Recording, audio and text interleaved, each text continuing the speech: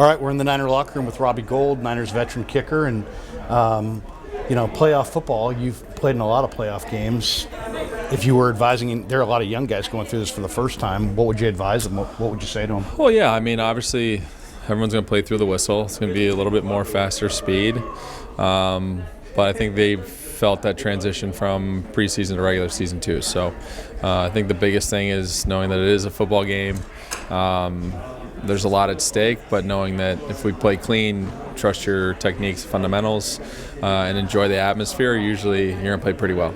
You played in Chicago, so you've seen all the weather, but rain, like it's going to be a rainy day, sloppy field.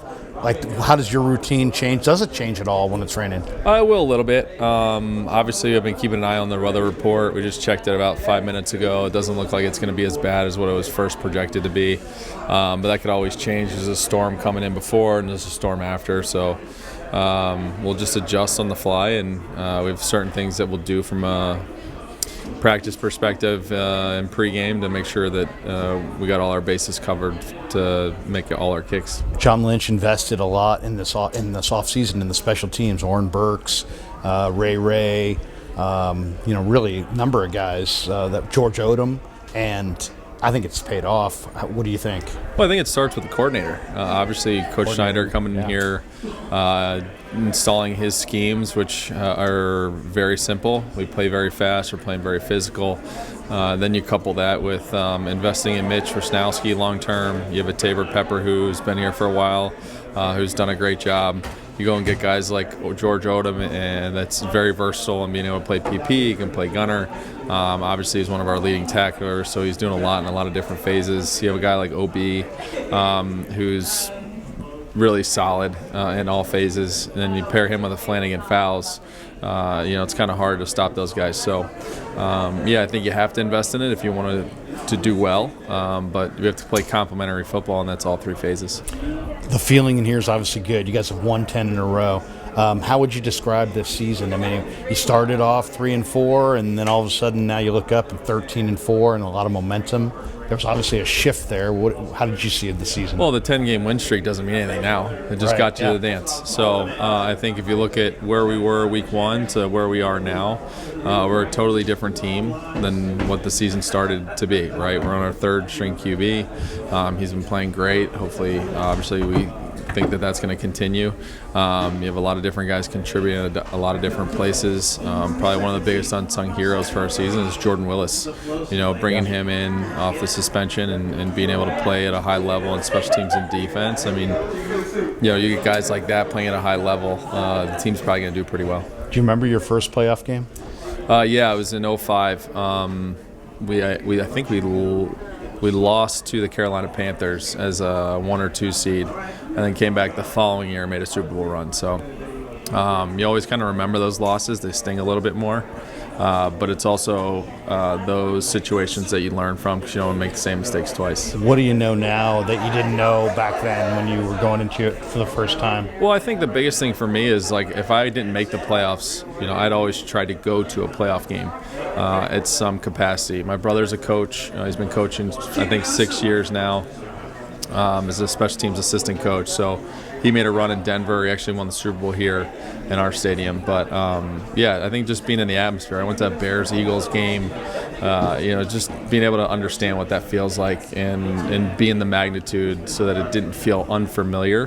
Because I think I made the playoffs in 2010 and then didn't make it again until 16 with the Giants. So there's a lot of lag time in there, which you want to make sure that you still feel what that pressure is. You want to feel what the environment is, see what the guys are going through, and then just enjoy it. That's what it's all about. Kickers, I would imagine, have more of a routine maybe than some other position players. What is your game day ritual? Do you have one or several, or what do you like to do? For a kicker, for me specifically, my routine doesn't change. And the only reason for that is I have to play playoff football every day. I don't get many opportunities to go out there and play, and those plays affect the game. So for me, I've always, from preseason till now, my preparation is to win football games and make sure that I give our team the best chance to win. And if you miss a field goal, that's possibly the game that you don't get in the playoffs, right? whether it's a tiebreaker or whatever. So for me and as a specialist, you have to play playoff football the whole season if you want to keep your job, because there's only 32 of us. So I think this team is, it's kind of fun to be around. These opportunities don't come around very often, so hopefully we make a special run and have a lot of fun along the way. I have 4 kids, and they're all older now. I mean, my youngest is 13. You probably have some kids. What kind of size family do you have? I have 3 boys, 9, 7, and 4. So they're now like cognizant of who you are, what you're doing.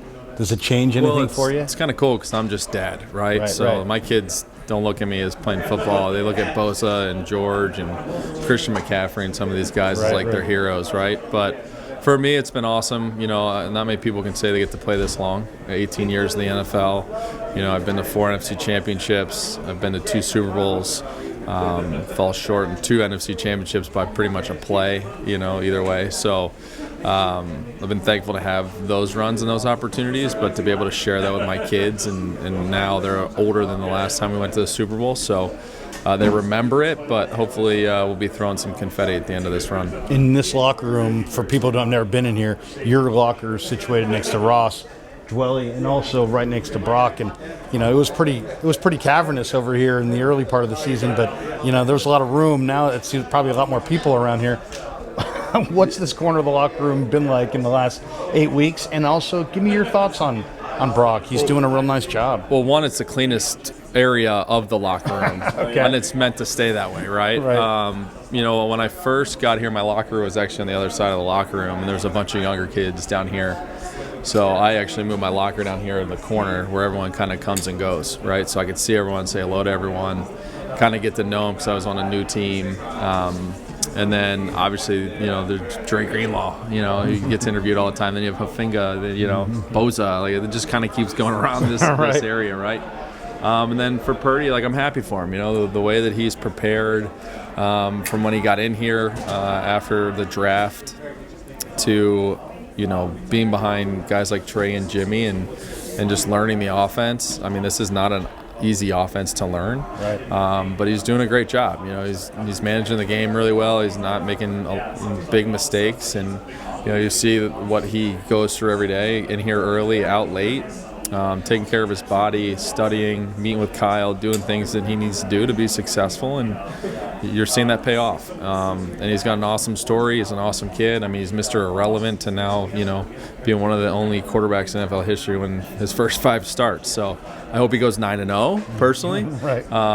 But I think, what he's put into it, he's reaping the benefits of how hard he works. When did you know that this kid's got something? Well, you could definitely see it in the preseason. You could see it in OTAs. Obviously when guys get in here, their head spins a little bit, but you could always see that he kind of had, that demeanor about himself, that he was confident what he was doing. He's going to figure out how to run the offense. He made some awesome throws against our defense in practice, and he played really well in games. So again, it just speaks to the level of how much and how hard he worked to get to where he's at. And if somebody would have told you Brock Purdy was going to lead us into the playoffs and be part of half of the 10-game winning streak, I think they would have told you were crazy. But I think it's kind of unique because I think the team also rallied around him too, and you're seeing kind of the closeness and guys playing together, playing for one another, and it's Trey and Jimmy have been there to help him, and that's what you want, and that's why there's such a great culture here, and